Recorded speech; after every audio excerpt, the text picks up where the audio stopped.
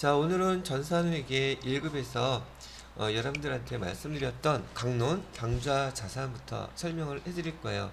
지금 됐더니 얘가 매출 채권부터 나왔는데 얘가 만들다 말아서 그런 거예요. 뭐 있나 또?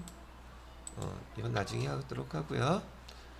여러분들한테 나눠드렸던 거 이거 보면서 설명을 해보도록 하죠.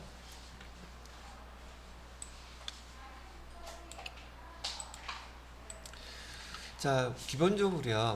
우리가 배우는 재무회계는 시점 자체가 기록하는 시점 자체가 과거의 것을 기록한다 그랬어요. 그러니까 얘가 틀리거나 맞거나 뭔가 증빙 서류가 항상 있어야 된다는 얘기죠. 근데 우리 흔하게 알아듣기 쉽게 영수증 보고 기록하는 거예요. 회사에서 돈이 나갔거나 회사에 돈이 들어왔거나 모든 증빙 서류가 있어야 기록할 수 있는 것이란 얘기죠. 그래서 시점은 과거고요. 자산뿐만 아니고 여기 부채도 마찬가지고요. 재무회계 자체가 기록하는 내용들이 과거 시점에 대한 것을 기록하고 있다는 얘기 있었고, 자산의 그 정의, 미래 경제적 효익이 유입돼야 되죠. 근데 이것도 말 못 알아듣는 분들 있기 때문에 시험 문제에서 보기에다가 유출되는 거라고 글자 하나만 딱딱 바꿔놔요. 그럼 앞에 글자가 똑같으니까 이건가 보다. 아니죠. 유입, 유출은 반대 의미예요. 그죠? 미래 경제적 효익이 유출돼야 된다는 것은 부채를 의미하는 거예요. 근데 여기는 유입되는 거니까 돈 들어오는 거죠. 그래서 얘가 자산의 정의고, 이건 다 공통적인 특징이 뭐라고 했어요? 회사가 팔고 싶을 때 팔아야 돼요. 즉, 내 마음대로 하고 싶을 때 할 수 있어야 된다. 이해를 우리는 그 회계 용어에서 기업이 통제하고 있다라는 용어로 사용하고 있어요. 지난번 원리 때 설명드렸던 거 다시 한번 또 복습해드리죠. 제가 이러니 입이 얼마나 아프겠어. 안 아파, 즐거워. 자, 그리고 유동과 비유동은 정상적인 영업주기로 구분한다고 얘기해드렸던 것도 기억나시죠? 여러분 첫날 만났을 때하고 지금은 전 이런 용어까지도 다 알아듣잖아요. 이게 교육의 효과라고 저는 믿습니다. 자, 근데 왜 학교에서는 안 그러지? 참. 자, 유동자산과 그다음에 비유동자산 구분하는 건 제가 간단하게 설명해 드렸던 거 요약을 해놨고요. 여러분들 이거 이제 재본하시게 되면 수시로 보시게 될 테니까 참고해서 보시면 되겠어요. 요거 지난번에 누가 물어봤더라? 기타 비유동자산에서 임차보증금은 월세 내는 임차인이 보증금으로 임대인한테 건물주한테 돈 맡겨놓은 거죠. 근데 그게 기타 비유동자산이라고 한다면 우리 집도 월세 있고 전세 있잖아요.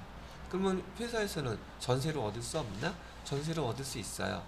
그런 경우에 걔는 뭐라고 부르냐면 똑같이 전세권이라고 불러요. 그다음에 외상매출금은 우리 지금 당좌자산이었었잖아요. 당좌자산의 매출채권이었었는데 이 매출채권이 보편적으로는 1년 이내에 회수가 되는 게 기본이었는데 얘가 여타저타한 이유로 외상매출금을 회수하는데 1년이 넘을 것 같다는 그 판단이 든다면 얘는 장기 외상매출금을 해서 여기 기타 비유동자산에다가 얘를 넣는 거예요. 미수금도 마찬가지고요. 그러면 기타 비유동자산이라는 것은 비유동자산 중에서 네 가지가 있는데 투자자산, 유형자산, 무형자산 이 세 가지에 속하지 않으면 몽절이 다 기타 비유동자산에 넣는 거예요. 기타 비유동자산을 구분하는 방법이에요. 그럼 얘가 투자자산인가? 아니야. 유형자산인가? 아니야. 무형자산인가? 아니야. 그럼 여기에요. 이렇게 구분하는 거 아시겠죠? 이거 굳이 외우는 건 아니란 얘기죠. 자, 이 중에서 이제 교재에서 나와 있는 대로 순서대로 여기 당좌 자산부터 설명을 해드려요. 당좌 자산이 뭐라 그랬어요? 판매 과정 없이 현금화가 되는 것이 우리 여기 당좌 자산입니다 라고 이해드렸었죠. 그러면 그 당좌 자산의 첫 번째 게 뭐가 있느냐 봤더니 현금 및 현금성 자산 통합계정 하나 있었죠. 그럼 여기서 이제 여러분들한테 설명해 드려야 될 것은 지난번에 간단하게 우리 현금이라는 것은 여기 붙어 있으니까 좀 보기가 그렇네.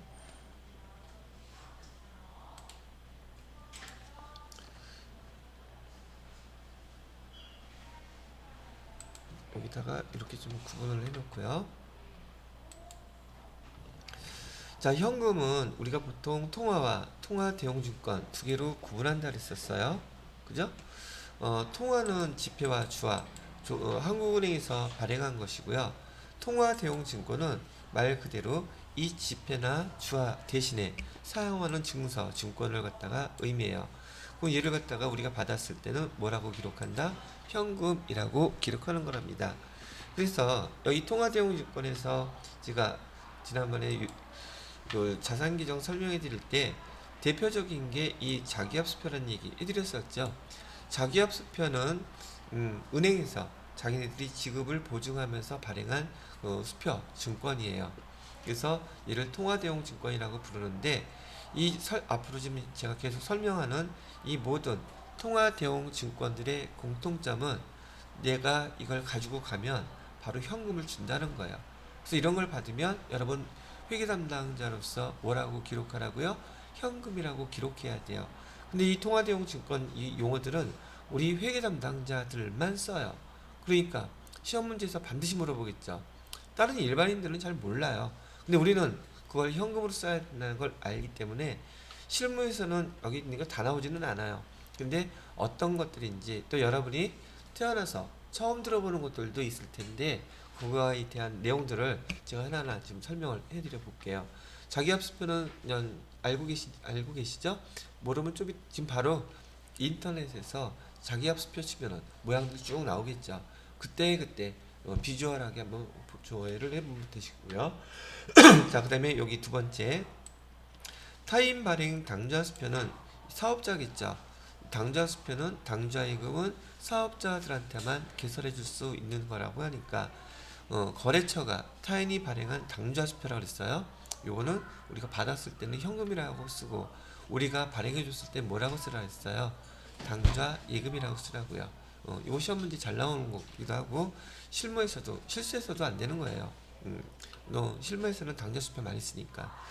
자, 그 다음에 송금수표라는 게 있는데 송금수표는 뭐냐면 은행 간의 결제를 도와주는 수표라고 보시면 돼요.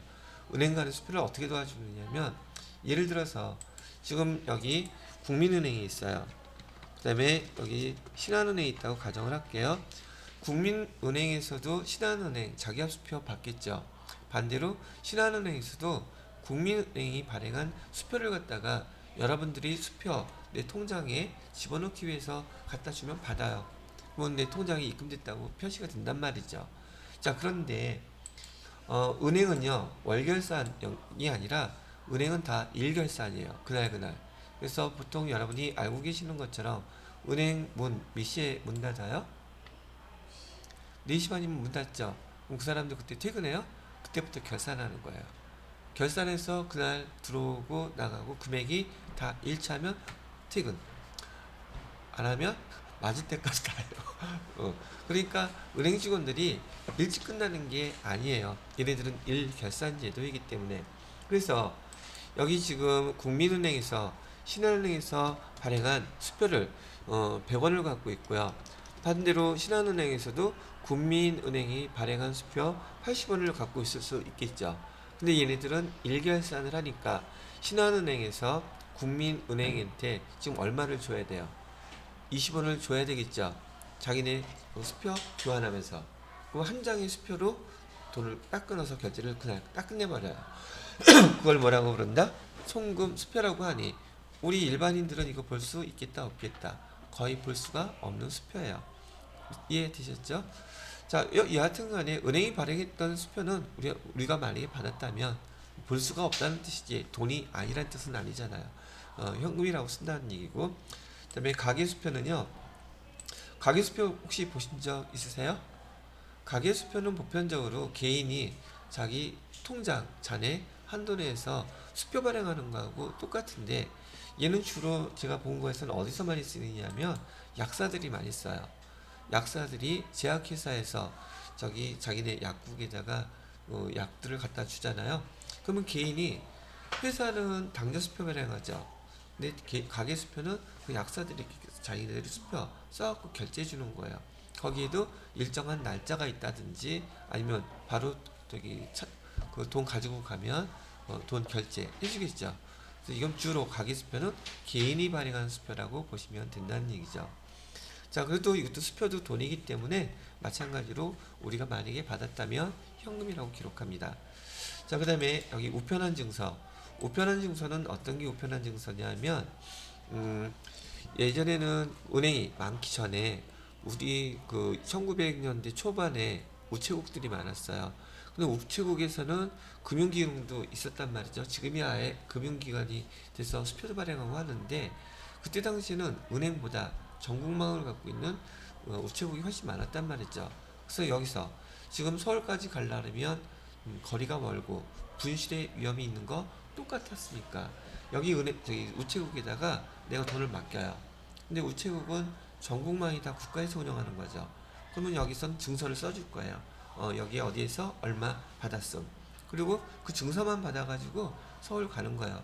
중간에 분실하더라도 위험이 적죠. 그래서 거기 서울에 있는 우체국에 어디 가서 그거 제시하고 나 어디에서 이거 돈 맡겼는데 돈 주세요. 그 증서예요. 그럼 이것도 가져가면 현금 주죠. 걔를 뭐라고 부른다? 우편한 증서라 그러는데 얘도 인터넷에서 조회하면 어떻게 생긴 모양인지 다 바로 나타나긴 하겠지만 지금 많이 사용하겠다, 많이 사용 안 하겠다, 많이 안 하겠죠. 자, 그 다음에 여기 배당금 지급 통지표라는 것은 무엇이냐면 보통 주식 거래를 하죠. 주식 거래를 하면서 이 사람이 주식을 갖고 있어요. 주식을 갖고 있는데 그 내가 산 주식 발행한 회사에서 돈 벌었다고 돈 배당금 지급하겠다고 알려주는 통지서예요. 그럼 그거 뭐라고 써놨겠어요? 거기다가 이거 가지고 오시면 어디로 언제까지 오시면 돈 주겠습니다 아니에요. 그죠? 배당금은 뭐에 대해서 나오는 거예요? 주식에 대해서 나오는 거예요. 그래서 배당금 지급하겠다고 알려왔으니 내가 가면 이만큼 돈 주겠죠. 그래서 얘도 우리는 회계 담당자들이 현금이라고 씁니다. 자, 그 다음에 밑에 이번에는 만기 도래 사채 이자표라고 그랬는데 이 사채 이자표는 여기 국채, 공채, 사채 뭐 다 있기는 하겠지만은 채권을 얘기하는 거예요. 채권을 갖고 있으면 일정한 기간마다 이자 지급하죠.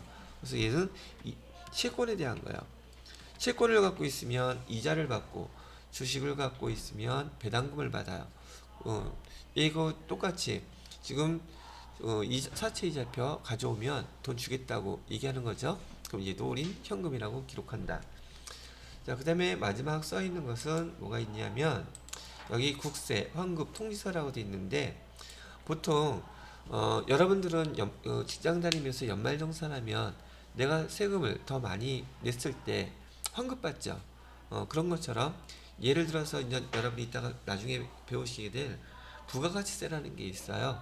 부가가치세가 됐던 무슨 재산세가 됐던 세금을 냈는데 등등한 이유로 내가 세금을 돌려받는 경우도 있겠죠. 그러면 그 국가에서 국세청에서요 국세 환급금 통지서라고 해서 걔를 먼저 보내줘요. 근데 요즘 국가기관도 돈거래는 확실해요. 그래서 그 통지서 오기 전에 내가 지정해 놓은 은행 계좌가 있잖아요. 거기 돈이 먼저 입금이 돼. 그리고 통지서가 나중에 와요. 근데 옛날에는 이런 게 안 됐을 때는 어땠겠어요? 이거 들고 어디 가야 돼? 국세청, 세무서 가야 돼. 그렇겠지만 지금은 인터넷이 워낙에 많이 발달해 있잖아요. 그래서 바로바로 돈 들어와요. 근데 그 얘기 등등한 예로 세금을 냈는데 내가 되돌려 받을 게 있다는 뜻이에요. 그러니까 그거 줄 테니까 오세요 이런 뜻인데 저기 은행 계좌를 등록해 놨으면 그로 바로 입금이 되고 아니면 거기 안내서에 은행 계좌 등록과 등등 한번 해주겠습니다. 다 있겠죠. 뭐 전화로 해도 되고. 하여튼 그래서 여기서 중요한 것은 이런 것들을 우리가 받게 되면 여러분은 회계 담당자로서 얘를 뭐라고 기록하라고 지금 알려주고 있는 거예요. 현금이라고 기록하라는 얘기예요. 이해되시겠죠? 그다음에 현금이라고 기록하는데 여기 시험 문제에서는 다음 중 통화대용증권에 속하는 거 아닌 거 물어봐요. 통화대용증권 아닌 거 주의해야 될 거 이에요. 선일자 수표.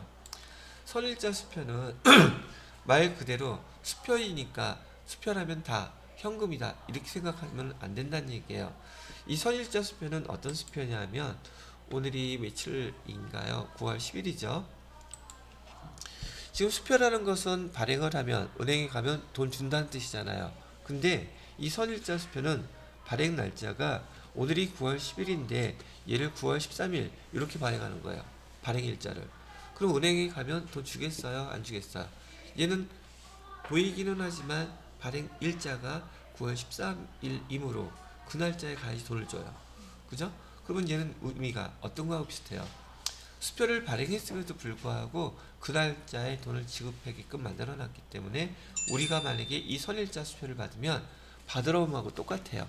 그래서 우리는 이를 통화 대용 증권으로 사용하는 게 아니라 받으러 옴으로 기록을 합니다. 자, 그래서 얘가 통화 대용 증권 아니라는 거 하나 가르쳐 드렸고요. 그다음에 여러분들한테 시험 문제로 잘 나오는 이 통화 대용 증권 구분을 잘 못하기 때문에 별 희한한 걸 다 섞어 놓고서는 다음 중 통화 대용 증권 아닌 걸 구분하라는 문제가 회계 2급, 회계 1급, 세무 2급 계속 나와요. 자, 그럼 내용들은 어떤 건지 이제 이해되셨어요? 자, 통화 대용 증권은 말 그대로 얘 가져가면 현금화 될 수 있다는 뜻이에요. 사용할 수 있다는 뜻이기도 하고요. 자, 그러면 통화 대용 증권 이번엔 아닌 거. 첫 번째가 선일자 수표였었죠. 두 번째는 우표. 우표도 통화 대용 증권 아닙니다. 여러분이 그 CU가 갖고서는 우표 10,000원을 주시면서 나 물건 살래요 그러면 네 사가세요 그래요? 당연히 안 그러겠죠. 우표 아니에요. 그 다음에 여러분 그 생활하면서 젊으신 분들은 아직 못 봤는지 모르겠는데 수입 인지란 말하고 수입 증지란 말을 들어본 적 있으신지 모르겠어요. 수입 인지는 보통 그 우리 중앙정부 즉 국가기관에 대해서 공무원들의 행정 서비스를 이용할 때 드는 그 비용이 있죠. 수수료예요. 일종의 뭐라고요? 수수료. 어디를 이용하는 거? 우리 공무원들의 행정 서비스 수수료예요. 근데 수입인지는요. 수입인지는 인지세법이라고 하는 세법에 근거해서 이 수수료를 징수하는 거예요. 하나 예를 들면 법원에 가게 되면 법원에 가는 일치고 좋은 일이 별로 없는데 법원에 가게 되면 어떤 절차를 밟아서 행정 서비스를 받을 수밖에 없는 상황이 벌어지겠죠. 그럼 공무원들이 그 서비스를 해줘요. 근데 그 서비스를 해주면서 그 서류를 발급해주거나 그 서류를 갖다가 처리할 때 저기 가셔서 수입인지 붙여갖고 오세요 그런단 말이에요. 꼭 우표처럼 생겼어요. 이 수입인지도 이따가 인터넷으로 조회해서 어떻게 생겼는지 한번 확인해 보시면 되겠고요. 그러면 그 수입인지를 하려면 돈을 줘야 돼. 그래서 이 국가 공무원들의 서비스는 거기 돈을 이 부서 저 부서에서 다루는 게 아니라 수입인지 파는 그 곳에서만 그 돈을 만져요. 현금을. 대신에 뭘 발급해줘요? 우표처럼 생긴 수입인지를 하고 뒤에다가 풀칠해서 붙여가지고 제출하면 그 다음에 도장 띵 찍어주고서 처리하는 거예요. 그게 수입인지. 이 수입인지는 그래서 여러분의 회사에서 수입인지 사갖고 오느냐고 50만원 썼어요 이렇게 얘기를 한다 그랬잖아요. 그럼 여러분들한테 50만원 쓴 영수증 갖다 주겠죠. 그럼 여러분 그거 기록해야 될 거 아니에요. 현금 가져갔는데 차변에는 뭐라고 쓸래요? 그건 인지세법에 의해서 세법에 근거를 해서 돈을 걷는 거기 때문에 세금과 공과라고 기록하셔야 돼요. 아시겠죠? 그런데 똑같이 공무원의 서비스이긴 한데 중앙정부가 아니라 지방자치단체 예를 들어서 여러분들이 시청이나 구청이나 이런 데 가서도 행정서비스 같은 거 이용할 경우 많이 있죠. 거기서도 그 공무원들의 행정서비스를 이용하기 위해서 돈을 내야 되는데 걔는 수입 증지라고 불러요. 얘는 인지세법에 의해서 얘를 징수하는 게 아니라 얘는 그 지방 자치단체 조례 같은 것 있죠. 얘는 인지세법 세법에 의해서 징수하기 때문에 얘를 샀을 때는 세금과 공과라고 썼지만 얘 수입 증지 같은 경우는 지방자치단체 규정, 규칙, 조례 그런 거에 의해서 발행하기 때문에 얘는 수수료 비용이라고 쓰면 돼요. 쓰는 계정의 명칭이 다르죠. 그래서 요거까지 알아두시면 되고 얘는 통화대용증권에 속한다, 속하지 않는다. 얘는 통화대용증권이 아니다. 이렇게 구분을 해놓으시면 되겠습니다. 자, 설명 충분한가요? 자, 이렇게 해서 현금 및 현금성 자산에서 현금 설명해 드렸고 두 번째 설명에 대한 전 당좌 예금 설명해 드리도록 할게요.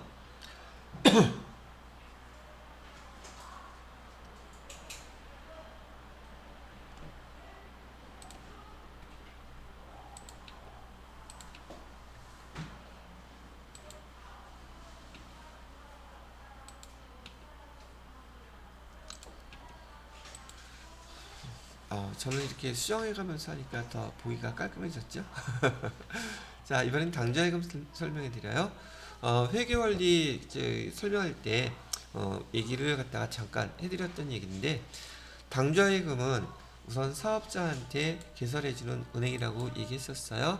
당좌예금을 개설할 때는 당좌예금 개설 보증금 내야 된다고도 얘기했었어요. 금액은 은행마다 다르긴 하지만 200만원, 250만원, 300만원 정도 돼요. 그러면 당좌예금을 계산하는 목적이 뭐라 그랬냐면, 회사에서 직접 수표를 또는 약속금을 발행하는 기능을 갖기 위해서 개설하는 것이랍니다 라고 얘기했었죠. 그래서 우리 여기 당점, 동점 이런 용어가 나오는데, 당점은 우리 회사를 얘기하는 것이고요, 동점은 거래처를 얘기하는 거예요. 다시 당점은 뭐라고요? 본사, 동점은 거래처. 그래서 보통 우리를 요즘은 그 명칭이 옛날에는요 점포라고 불렀잖아. 장사하는 곳들 어느 점포에 가면 못 팔아요 이렇게 있잖아. 근데 요즘은 점포라고 불러요, 회사라고 불러요. 회사라고 부르잖아. 그래서 요즘은 당사라고 부르는 거예요. 그 다음에 이게 당점이란 뜻이기도 하고요. 근데 옛날에 썼던 용어니까. 자, 동점은 거래처 얘기를 하는 것이고요. 중요한 거 이거 여러 번 벌써 제가 세네 번 이상 얘기했죠. 우리 본사가 당좌 수표를 발행하면 우리 뭐라고 기록한다? 당좌 예금이라고 기록한다. 거래처가 저기 당좌 수표를 발행하면 뭐라고 기록한다? 현금이라고 기록한다. 우리 회사에서 약속금을 발행하면 우리가 지급 나중에 해야 될 어음이니까 지급어음이라고 기록하고, 거래처에서 약속금을 받으면 뭐라고 기록해라? 받을 어음이라고 기록해라. 요게 지금 당좌 예금의 뜻, 개설한 목적, 그걸 설명해 드린 거예요. 자, 여기서부터는 전 됐고, 당좌 예금에 대한 그 내용 중에서 당좌 차월이라는 게 있어요. 그래서 이 당좌 차월에 대한 내용 설명해 드리도록 할게요.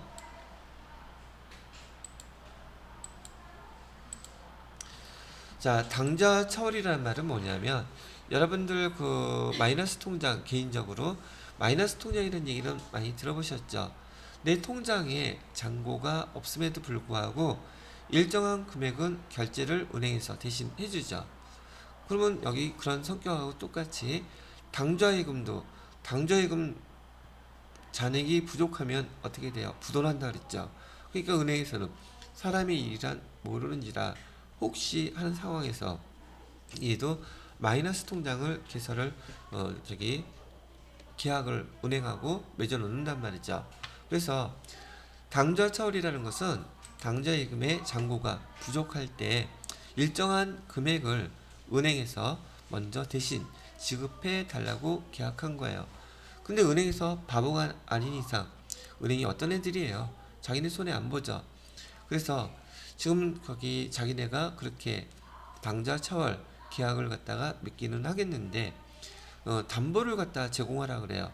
담보를 만약에 여기서 지금 보여드린 것처럼 지금 10만 원까지는 은행에서 돈이 없더라도 지급해 주겠다고 계약을 했는데, 그러면 담보는 최소한 113만 원짜리나 15만 원짜리를 받아요. 그러면 은행이 제공하는 담보는 회사 입장에서는 건물이 될 수도 있고 토지가 될 수도 있고 다른 재산 뭔가가 있어야 되잖아요. 개인인 여러분들도 마이너스 통장 개설할 때 그냥 막 해줘요? 신용조회 다 하나요? 다 하죠. 그거하고 똑같은 거예요. 근데 여기 지금 당좌 차월 계약을 하면서 은행과 담보를 갖다 설정에 따르면, 이 담보란 뜻이 무슨 뜻이에요? 담보가 된 거예요? 얘는 담보라는 것은 그걸 맡겨놨다는 뜻이에요. 그러면 우리 지난번에 배울 때 담보는 회계상의 거래가 아니라 그랬죠. 기록합니까? 안 합니까? 예, 담보 설정은 우리가 기록할 필요가 없는 거예요. 자, 그래서 지금 이제 담보 설정 계약을 통해서 지금 당좌 차월 계약이 이제 맺어졌어요. 이 상태에서 이제 거래를 할 때 어떤 거래가 일어나는지 보시란 얘기죠. 현재 우리 회사의 당좌예금 잔고는 5만 원밖에 없어요. 자, 근데 장사는 해야 되겠어. 그래서 상품을 갖다가 7만 원어치 샀어요. 상품은 자산 계정이니까 차변에 쓰는 거 충분히 이제 아시죠? 그리고 당좌수표를 발행해서 줬단 말이죠. 근데 당좌수표를 발행해주면 뭐라고 기록하라 그랬어요? 당좌 예금이라고 기록하라 그랬죠. 근데 잔고가 지금 얼마밖에 없어? 5만 원밖에 없잖아요. 그럼 이 당좌 예금에 있던 잔고 5만 원이 빠져나갈 것이고, 그럼 나머지 2만 원은 누가 지급하겠어요? 은행에서 지급하는데 우리 입장에서는 은행에서 돈 빌린 거죠. 그때 이름을 계정을 뭐라고 기록한다? 당좌 차월이라고 기록하는 거예요. 되셨나요? 그러면 이 상태에서 당좌예금 통장을 갖다가 띵 찍어보면 마이너스 2만원 이렇게 찍혀 있겠죠. 자, 상품을 사다가 얘를 팔아가지고 판돈 바로 당좌예금에다가 입금을 했어요. 당좌예금에다가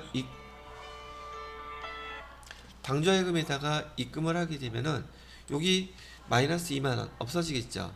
없어지고 잔액은 얼마가 찍히겠어요? 10만원을 입금하게 되면 8만원이라고 잔액이 찍히겠죠. 그럼 이렇게 찍혀있는 상태를 우리는 회계 담당자니까 기록해야 되겠죠.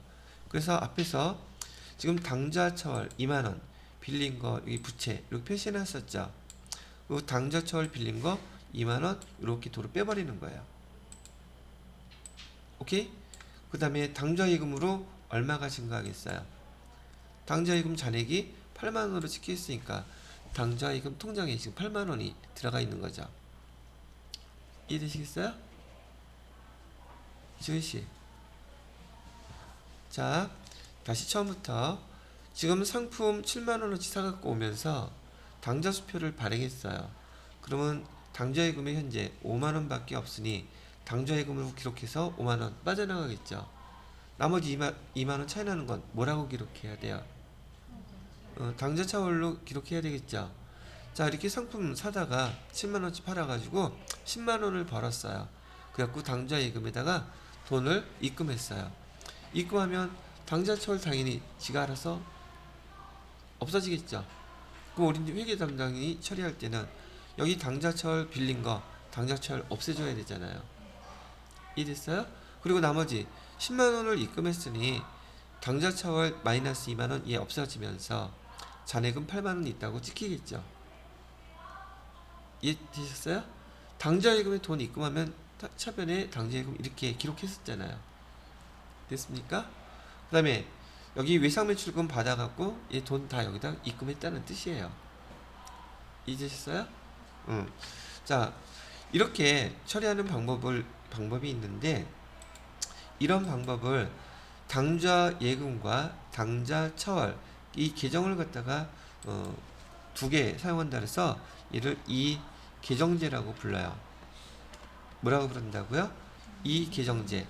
그런데 이 당좌차월이라는 계정이 이렇게 돈을 바로 입금시켜서 없앨 수 있는데, 만약에 여기 밑에 써 있는 것처럼 12월 31일까지 통장에다가 우리 아직 돈을 입금을 못했어요.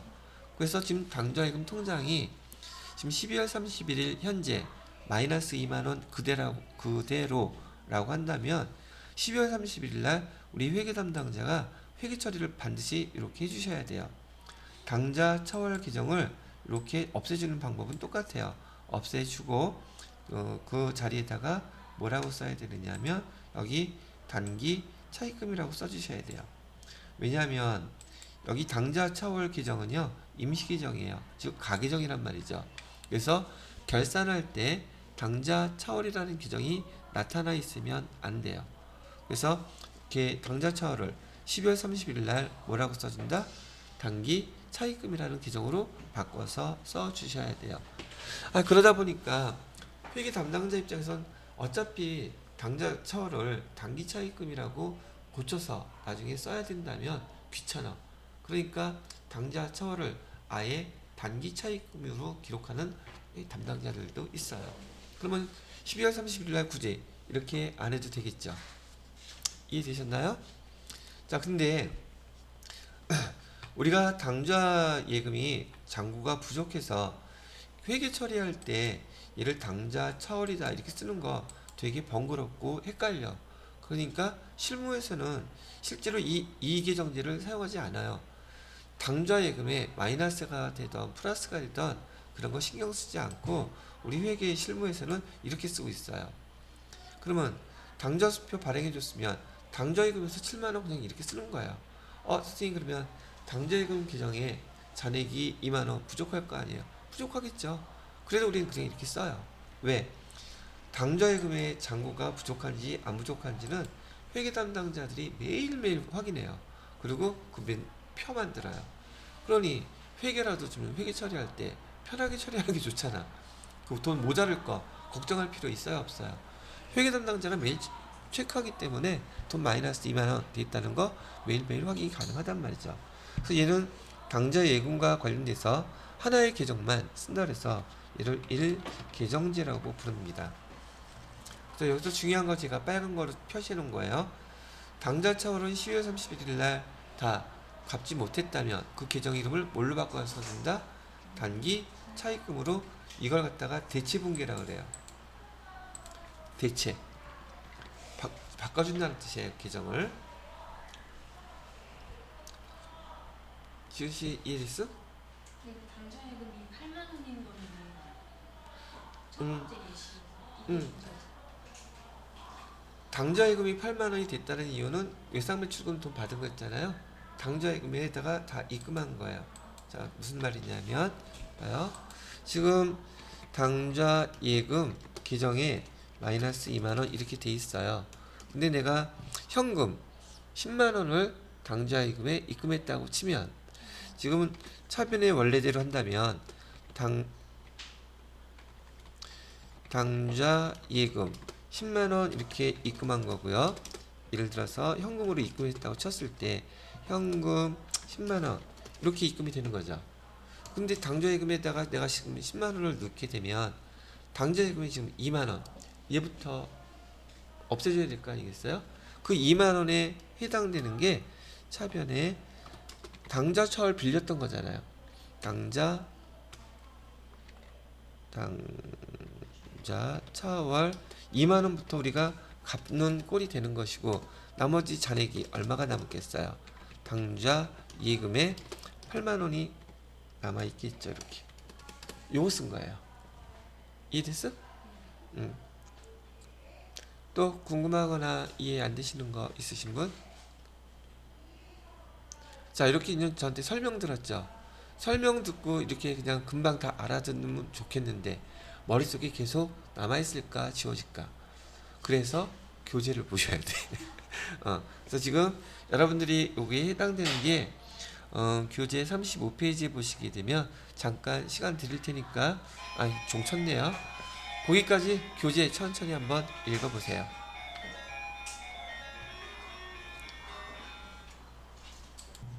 빨간색이어야 돼. 아무도 얘기 안 해주고 나중에 저 집에 가서 또 녹화해야 돼. 그러면 혼자서 벽 보고서 얘기해 주시고 여기 당좌 예금이라고 하는 여기 총계정 원장이 있어요. 당좌 예금은 자산 계정이죠. 자산 계정이니 정기 유월이 되면 차변에 기록되겠죠. 요 총계정 원장은요 앞으로 잘 보실 줄 아셔야 돼요. 어떤 시험 문제에서 빠지지 않고 나오는 것들이니까 즉 계정에 대해서 총계정 원장을 볼 줄 알아야 된다는 것은 차변에 어떤 내용, 대변에 어떤 내용이 온다는 걸 알아야 된다는 얘기기도 하죠. 자, 당좌예금의 정기월 전년도에 당좌예금 잔액이 얼마 있었다는 뜻이에요. 100만 원 있었는데 지금 당좌예금에 앞에 거는 보지 않더라도 요걸 보면은 당좌예금이 증가했다, 감소했다 그건 알 수 있죠. 당좌예금이 왜 증가했을까? 1000만 원이 아니 돈 입금을 했으니까 돈이 증가했겠죠. 잔액이 증가했다가 여기 지금 잔액이 800만 원 얘는 당좌예금이 감소한 거죠. 왜 감소했을까? 당좌수표를 발행했으니까 감소했겠죠. 아니면 당좌예금에서 이체했거나 돈을 사용했다는 뜻이잖아요. 그죠? 감소한 거예요. 그래서 12월 31일 현재 지금 여기 당좌예금에 잔액이 얼마 남아있대요? 잔액이 300만원 남아있다고 나와있죠. 그럼 얘는 다음에 결산할 때 전기요율로 또 이렇게 이월되죠. 이해됐어요? 이 뜻을 알고 있어야 된다는 뜻이에요. 그래서 당좌예금에 여기 T계정 보는 것도 한번 설명을 해드렸어요. 자, 당좌예금은 여기까지만 하면 되겠고요. 그 다음에 보통예금이에요. 자, 보통예금은 지금 여러분들이 개인적으로 사용하는 보통예금과 별반 다를 게 없기 때문에 굳이 설명할 것은 없지만, 보편적으로 회사에서는 시중에 여기 있는 은행들이 있죠. 시중은행의 보통예금 통장이 대부분 다 개설되어 있어요. 이유는 돈을 받을 때 거래처에서 어떤 은행 자꾸만 얘기할 거 아니겠어요? 왜요? 거기 돈 보낼 때 송금 수수료 발생하잖아. 그러니까 그 거래처에서 어디 은행에다가 입금하겠다 그러면 없으면 안 되니까 시중은행의 보통예금 통장들이 대부분 다 개설이 되어 있단 말이죠. 그런데 제가 회사 다닐 때 그때는 지금처럼 그 빅딜이 일어나서 금융기관이 통폐합되지 않았고 시중에 있는 그 은행만 13개인가 15개 있단 말이죠. 지금은 없는 상업은행, 서울은행, 신탁은행, 동남은행, 하여튼 별게 다 있었어. 근데 그 계정을 갖다가 보통예금을 다 개설해놨어. 그러면 여기 출납 담당자가 그때 당시에는 인터넷 이게 안 돼 있었을 때니까 각 은행을 돌면서 그 보통예금 통장에 입금된 잔액들을 한 장의 자기업 수표로 받아서 주거래은행 당좌예금에다가 입금을 시켰어요. 그러니까 아침에 그 은행 도는 게 일이야. 은행 가면 그때 당시에는 번호표 뽑고 그런 것도 없었어. 줄 서서 기다려야 돼. 근데 기업이기 때문에 기업 담당자들 빨리빨리 이용하라고 맡겨놓고 가고 수표만 쫙 처리해 갖고 와서 하는 경우도 많았단 말이죠. 오전 업무가 그거였었어요. 그러다가 그 수표 잊어버리는 경우 있을까 없을까?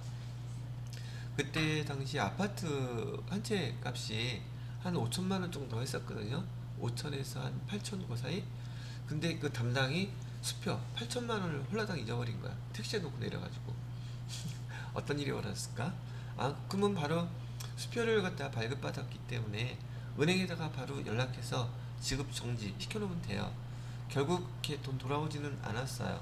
그럼 그 돈 못 쓰게 되느냐 하면 아니요, 쓸 수는 있는데 그 공시하고 은행에서 분실된 수표라고 공시하고 그 분실된 수표 그 금액만큼을 별단 예금이라는 그 통장을 만들어서 여기에 8천만 원 이렇게 입금을 시켜놔요. 몇 개월 동안 그 공시 시효가 6개월이에요. 6개월 동안은 이 돈 못 써요. 묶여 있는 거예요. 공시가 끝나는 기간까지. 이런 경우도 있다. 자, 보통예금은 좀 이렇게 알아두시면 될 것 같고요. 또 수표를 잃어버려도 똑같이 발단이 마찬가지예요. 그게 현물이 돌아오지 않는 이상. 근데 또 그 일일이 찾아서 보내주는 사람도 없고, 또 여러분들이 이제 자기합 수표나 이런 거 수표 주웠다고 쓰면 그러니까 돈 다발 같은 거 가방에 돈 많이 있다 그래도 현금은 이름이 붙어 있지 않지만 수표는 이름이 붙어 있단 말이에요. 그러니까 현금만 가져가잖아. 수표는 다 놔두고. 근데 원래 수표 금액이 더 크잖아요. 예전에는 이런 때 그 직원들 월급 주는데 현금으로 옛날에는 현금으로 지급했던 때도 있었어요. 저는 한 번도 못 받아봤는데, 그러니까 이 사장님이 그 직원들의 사기를 높여주려고 통장에다 넣어줬더니만 이거 돈 주는 느낌도 안 나고 집안의 가장들이 기가 안 서.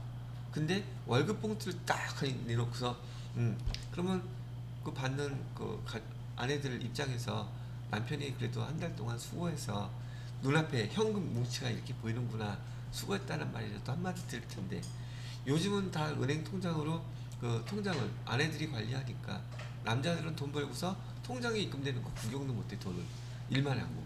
그래서 현금으로 이제 지급하는 회사가 그때 당시 있었어요. 그게 어떻게 알게 됐냐면 뉴스에 나왔어. 그래서 현금을 그때 당시 한 2억 원 정도 되는데 가방에 인출해가지고 똑같이 택시 타갖고 움직이다가 얘를 놓고 내린 거야. 어떻게? 근데 이 택시 기사가 그거 그대로 가서 신고해줬어. 그리고 또 지금 여러분들한테 이렇게 얘기하는 것도, 그러면 분실된 돈을 갖다가 신고해서 그렇게 했으면 살해를 해야 되잖아요. 통상 살해금은 몇 퍼센트일까? 기본 내키는 대로 하나 꺼내서 주면 돼? 30%예요. 근데 많은 사람들이 그렇게 안 주죠. 근데 도의적인 거예요. 그거는 법으로 정해진 건 아닙니다. 보편적으로. 뭐 그렇게 얘기한다면 거기 타워팰리스 아시나요? 서울에 제일 부유한 사람들이 산다고 하는, 지금 드라마에서 그 뭐죠? 펜트하우스 같은 그런 것들, 거기 산다는 사람들이 뭐 청소하다가 1억 원을 갖다가 그냥 모르고 가방에 넣고 버린 거야. 근데 거기서 재활용 그런 거 분리하시는 분이 그걸 찾아서 주인을 줬대. 그러면 돈 얼마를 줘야 돼요? 3천만 원 정도는 줘야 될 거 아니야. 1억 원이니까. 콜랑 100만 원 줬대. 그래도 이 사람은 감지덕지라고. 하여튼 그렇다는 얘기. 그냥 또 한번 들어본 얘기죠. 그런 거예요. 자, 여기서 보통 예금에 대해서는 당좌 예금과 비교해서 어떤 걸 먼저 알아두셔야 되냐면, 뭐 시험 문제는 아니고요. 당좌 예금의 잔고가 부족하면 부도나죠. 근데 보통 예금의 잔고가 충분히 있어. 그럼 바로 지금은 이체만 시키면 당좌가 바로 그냥 부도난 거 해결되죠. 이런 상황이에요. 그래서 실제로 담당자들이 당좌 예금의 돈을 매일매일 체크하고 그날 결제돼야 될 거 전날 대부분 다 입금을 시켜놓거든요. 근데 이 담당자가 전날 술을 엄청 먹고서는 오늘 뻗었어. 근데 돈 잔액 부족하다고 연락받으면 정신이 번쩍 나겠죠. 그러면 바로 이체시켜주면 돼요. 그런 얘기 해주고, 이 보통예금은요, 일반 보통예금 규정은 우리 흔하게 보통 요구불 예금이란 용어로 불러요. 요구불 예금은 요구, 달라고 말로 하는 거예요? 서류로 해야 돼요? 그래서 여러분이 은행에 가시면 은행 출금계좌 써가지고선 주죠. 그게 요구하는 거예요. 그러면 은행은 바로 지급해 줘야지 돼요. 그래서 은행 입장에서는 보통예금 통장에 들어가 있는 돈이 도대체 언제 나갈 줄을 모르기 때문에 이자율이 되게 낮아요. 마음대로 쓸 수가 없으니까. 요구불 예금의 대표적인 것은 보통예금이나 당좌예금이에요. 그러면 요구불 예금의 상대적인 개념은 저축성 예금이에요. 저축성 예금이라고 부르는 용어가 상대적인 개념이고요. 저축성 예금에는 밑에 나와 있는 것처럼 정기예금, 정기적금 이런 것들이 저축성 예금입니다. 또 하나 참고로 알아두셔야 될 것은, 이 당좌 예금에는 100억 원이라는 돈을 100년 동안 입금을 시켜놔도 이자는 한 푼도 붙지 않아요. 당좌 예금의 특성이에요. 자, 이렇게 해서 우리 현금 및 현금성 자산에서 지금 현금에 대한 거, 그 다음에 당좌 예금에 대한 거, 보통 예금에 대한 거 설명해 드렸죠. 그런데 지난번에도 설명해 드릴 때 여기 현금 및 현금성 자산이라고 했을 때도 여기 앞에 있는 현금에 대한 이슈들만 지금 계속 설명했잖아요. 근데 여기 옆에 뭐도 있어요? 현금성 자산이라는 것도 있죠. 이 현금성 자산도 어떤 내용인지 잘 구분을 해 놓으세요.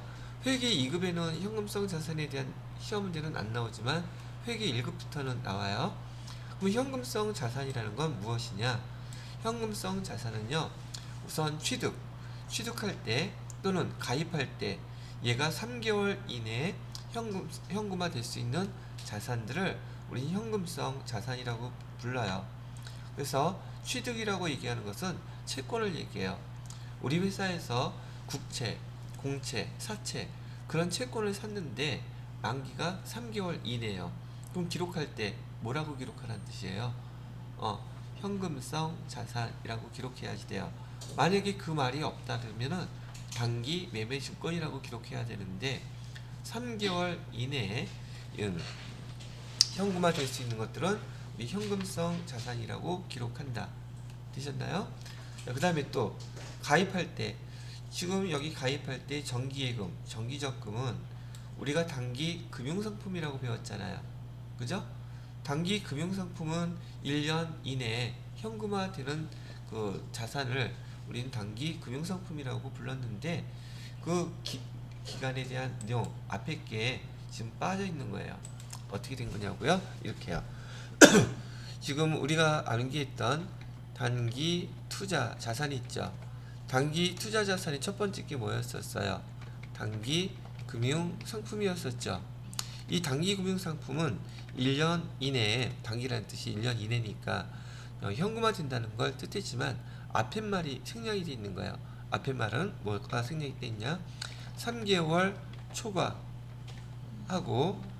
그 다음에 12개월 이내 현금화 되는 상품, 현금화 되는 금융자산, 금융상품을 우리는 여기 단기 금융상품이라고 부르는 거예요. 그래서 이 현금성 자산에서 중요한 내용은요, 이 현금성 자산이라고 쓸 수 있는 대상이 뭐냐가 되게 중요해요. 첫 번째 뭐 채권일 때, 두 번째는 뭐 단기 금융상품일 때, 걔가 3개월 이내에 현금화가 된다면 그때는 현금성 자산이라고 쓰시면 된다는 얘기입니다. 되셨습니까?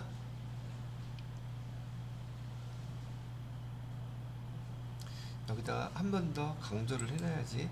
지금 여러분들이 이것도 강론에 대해서 배우는 게 처음이어서 여기 많이 낯설어요. 현금성 자산이라고 쓸 수 있는 대상은 우선 채권일 것,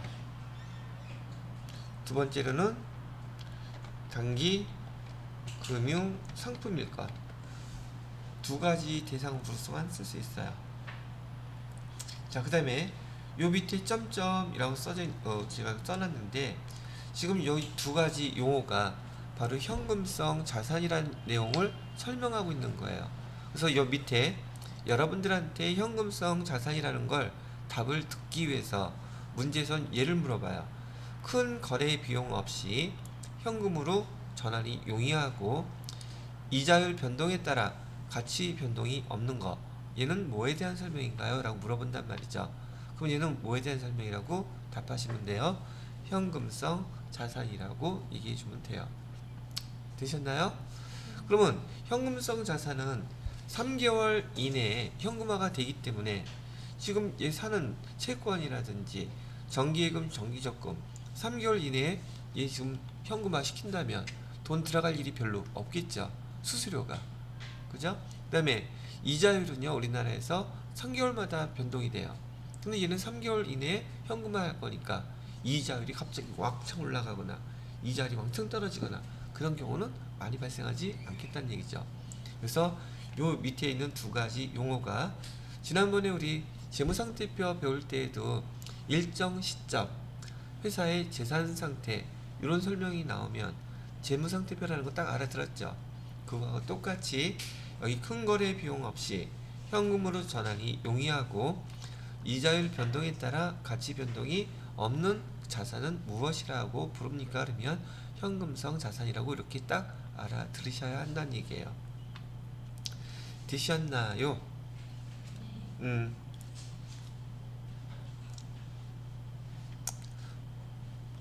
지금 저기 제가 이렇게 써드리는 거 정리할 때 편하신 분은 지금 유정씨만 제일 편하겠다. 거기다가 쓰고 있으니까. 그죠? 배 아파. 그럴 거 아니야, 또 누구나. 그래도 다음 주 월요일까지 참아야 돼. 아니, 근데 저기 하다르면 제가 정리해서 토요일날 또 우리 저기 직원 모임이 회의가 있어요. 4시에. 그럼 중간에 왔다 갔다 하고 그러다 보면 정신머리 정줄 놓을 수 있으니까 빠르면 일요일날, 늦으면 월요일날 드리도록 할게요. 수업을 하지 말까 그냥? 다 끝날 때까지. 자, 그렇게 설명을 해드렸고요. 자, 여러분들한테 이런 용어 좀 하나 더 소개시켜 드릴게요. 여러분들이 이제 회계 세무 업무를 담당하시게 되면 기말 결산 때가 되잖아요. 그러면 공인회계사들이 와서 회계 감사를 하게 됩니다. 법인들은 대부분 회계검사를 해야 되는데 무조건 다는 아니에요. 그 매출 규모가 300억 넘는 회사들만 공인회계사들이 와요. 근데 우리 이쪽 지역에 보면 300억 안 되는 회사들이 훨씬 많겠죠. 그러니까 하지는 않는데 혹시 모르니까 회계감사를 하게 됐는데, 회계감사 기말이면 며칠이에요? 12월 31일이죠. 바로 이날 와요.